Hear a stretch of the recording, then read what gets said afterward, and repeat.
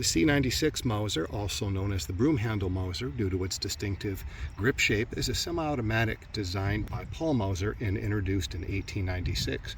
It was one of the world's first successful semi-automatic pistols and became widely recognized for its innovative design and robust construction. Chambered primarily in the 7.63 by 25 Mauser, the C96 features a 10-round magazine loaded via stripper clips.